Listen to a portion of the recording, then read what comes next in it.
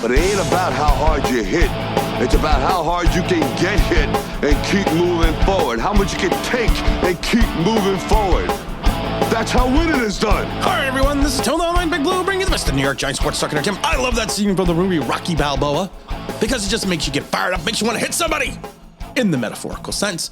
I want to talk about Joe Schoen's anxiousness over the injuries. I want to defend Daniel Jones. Mr. Jones. And I know people are saying, you are going to defend Daniel Jones. You.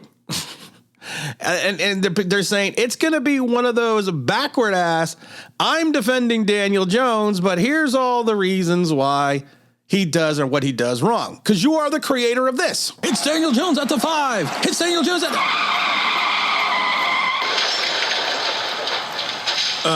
Never mind. I may have been the creator for that, but I was not the inspiration for that. It was Daniel Jones.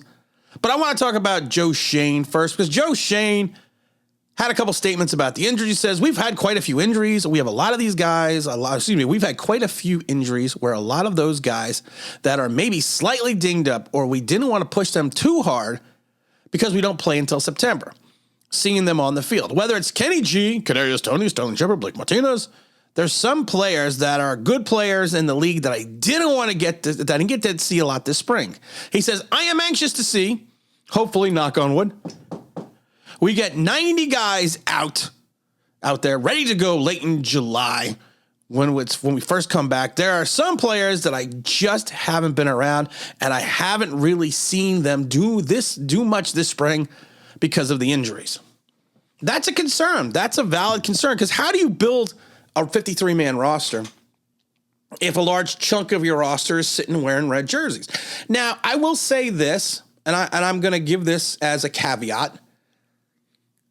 It's OTAs. It's mandatory minicamp.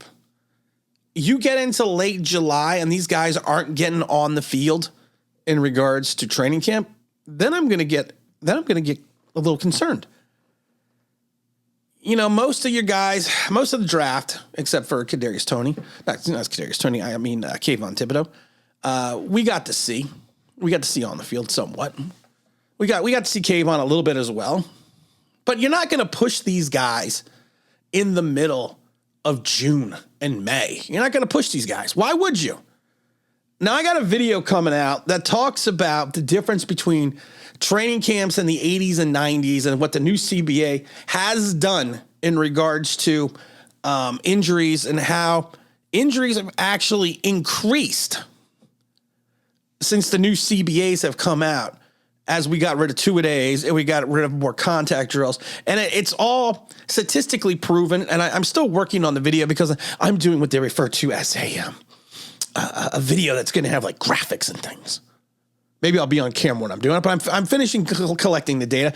But it'll show a direct correlation between the lack of physical contact and the rise in certain injuries since certain segments of these CBAs have came into effect in the late 90s, early 2000s. And then Shane went on and says, sometimes after the draft, you see guys and you're like, that's really not what I thought he was going to be. There was none of those moments this year, which is nice. Everyone kind of looks as advertised. And to be perfectly honest, I didn't think he was going to say anything different in regards to that. Because I've said it before, you know, a lot of GMs, you're salesmen. You're not going to sit there and go, boy, this guy did not look like he should look. Of course you're going to say everyone looks like that. But then he went on to saying, seeing everyone out there healthy and playing together is what I'm looking forward to the most. I think that's what all Giant fans are looking forward to the most. I think all Giant fans want, you know what, I still, like I said, I still want to go into the wink room, the defensive room, because I still have a feeling this is what it's going to sound like. What's your assignment? Kill the quarterback. Hit the tight end so hard his girlfriend dies. Kill everybody. Good, bad, or indifferent, that's still what I feel the wink system's going to be. And I think he is going to try to run his defense come hell or high water, whether he feels he has the talent in the secondary or not. Because when you're in the league for as long as Wink has been, you are not, I don't want to say it's not a bad way, but you are kind of stuck in your ways. You kind of just feel that you can will things into fruition. And I think that's exactly what Wink is going to do. But like I said, in regards to the Schoen injuries, he's not wrong. He's not. I mean, it would be nice to get these guys on the field, but like I said, I'm not going to hit the panic button. There's no panic button here today. I just think it's going to be, let's just see what happens. We need to just see where these guys are at the end of July. Let's see what they are at August 21st, that first preseason game. Because we only have 3 preseason games this year. And I think if anything we learned from the COVID lockouts, preseason is a little bit more important than some people felt. Look at the rash, and this is going to be part of my video. Look at the rash of injuries after not having preseason. But it's gonna be fun. I even talked to a medical doctor. So it'll be fun. It'll be interesting. I want to talk about my old friend Daniel Jones. We hang out together. We definitely go to different barbers.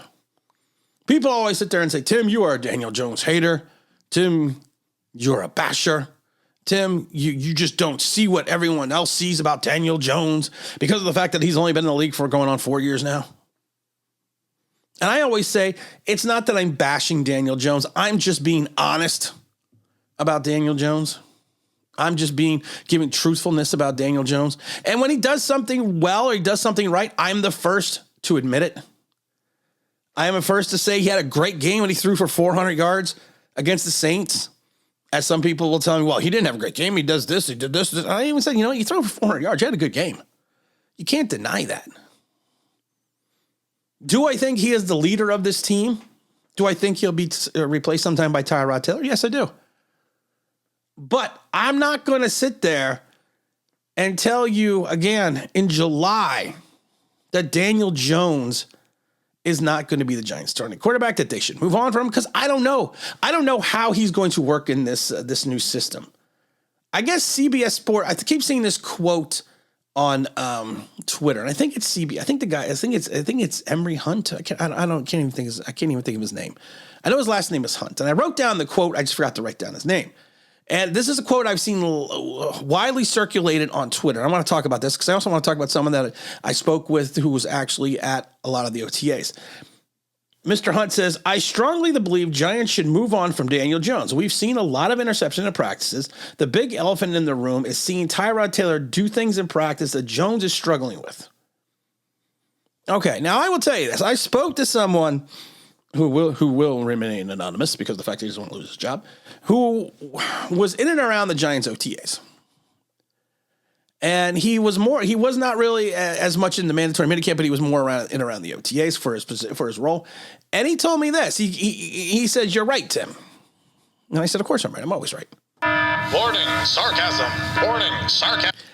Because of the fact that he noted that he's a listener of the show, and he noted that I pointed out that the Giants in-house media only talked about the good things. You take the good, you take the bad, you take them all in there. You had the facts of life. They only talked about the good things about Daniel Jones. And when there were interceptions thrown, they never discussed really who threw the interceptions. And I love it because I asked him, I said, well, who was throwing the interceptions? He goes, a lot of them were thrown by DJ. And he goes, and that's just being honest. But then he said this, which again added a caveat. And I said the same, and I told him the same thing, and I stopped him before he said it. And I said, well, he's learning a new system. He's working with different guys. He's working with a different offense coordinator. He's working with a different head coach. He's learning something new. He's doing things that he's probably never done before. And my friend stopped me and said the same thing. He goes, yes, that's what I've been telling people. I'm not going to judge Daniel Jones and bench Daniel Jones in June. That's crazy. That to me is silly. And to sit there and say that Tyrod Taylor is doing things in practice that Jones is struggling with, Tyrod's familiar with what they did in Buffalo. Why wouldn't he have so is Davis Webb. Why wouldn't they have a leg up on Daniel Jones? They're familiar with Buffalo because we are the Buffalo Giants. We are the Buffalo Giants. Some say we must be great. Pasadena is our business Super Bowl. We just can't wait. Why wouldn't they have a leg up on him? Come on. I mean, seriously.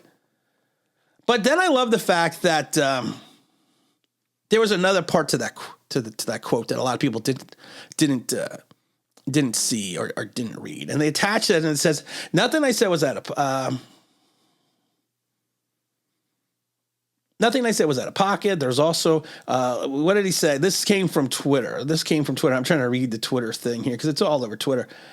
He says, if they are losing games 17-6, 13-9, 23-10, etc., then it's clear that the defense is doing its part and the offense is just consistently stalling. The offensive spark will have to come from the backup quarterback.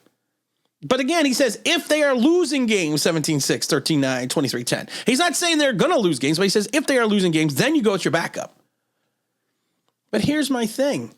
You can't look at that. Again, you cannot look at this rationally and say, it's 17-6. It's all Daniel Jones' fault because he's not moving the offense.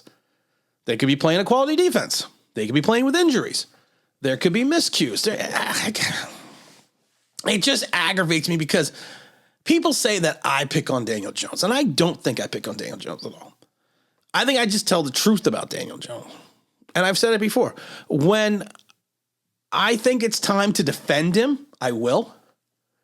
And I think the time to defend him is now because of the fact that, like I said, you cannot gauge the worth of your starting quarterback in June, in May. You can't. It's just not there. I mean, I know people need something to put on Twitter. I know people need something to write about. I understand it. I get that. But this kid's got enough problems as it is. He's a breath away from being out of the league or being a backup. But he doesn't need the added pressure of people saying that he's already going to get benched when he hasn't even taken a snap in preseason and he hasn't even taken a snap in training camp. Excuse me. You know what? I'm gonna say it right now. It's time, Daniel Jones. It's time. You can't keep me cooped up in here, okay? I am a peacock. You gotta let me fly. It's time to fly, Daniel. It's time to fly. Now, I will tell you this. If Tyrod Taylor looks exponentially better than Daniel Jones in training camp and in preseason, then yes, this regime then has to turn around and start Tyrod. You have to. Maybe Daniel Jones sits for 3-4 games. It's not going to be the worst thing. Phil Simms got benched for the entire 83 season after being in and out of the starting lineups in 79. Got benched coming off the 82 strike year after he was leading the Giants to the playoffs in 81. Got hurt, and then Bruner came in and had his little magical run, which I find the magical run very, very. If anyone knows the history of the 81 season, Bruner had 3 touchdowns against the Dallas Cowboys in the playoff game, but he only completed like 5 passes. But you know, it's neither here nor there, and it almost got Parcells fired by going with Scott Bruner because he even said he went with Scott Bruner because he listened to everyone else. He didn't listen to himself. But Simms rode the bench for a year. Then came back in 84, was the first Giant throw for over 4,000 yards, led them to the playoff appearance since 81, went 9-7, then 2 years later took them to the Super Bowl. So it's okay to be benched. There's nothing wrong with it. It's a learning process. And Phil Simms was just as deep into his career as Daniel Jones is right now. But just let the kid have an opportunity. Let him get a chance before people start saying, well, we need to bench him for Tyrod Taylor. And yes, there was a lot of interceptions in practice from Daniel Jones. And you know what I say? I say this, and it's an old sports cliche. You never want to leave all your hits in spring training and get all your interceptions out of the way during training camp. We got a lot of fun videos coming up in the near future. Have some OG Online Big Blue videos coming up back finally. I do apologize for that. Haven't had an opportunity to do a OG members only videos. We've got a bunch of those videos coming up, and I think we found a way to have the daily videos to be able to be part of the OG membership 24 hours before they launch. We're working on finishing that up. So we're going to get into a lot of that. We're going to have a lot of fun this summer. We're going to do a lot of live streams. We might even do a couple remote live streams. And everyone knows what's going to happen that first big preseason game. I'm not going to talk about it again because we've talked about it ad nauseum before. And again, this is Tim with Online Big Blue, bringing you the best in New York Giants sports talk and entertainment. And as always, if you subscribe, if you ring that bell, you know what it means. That'd be awesome.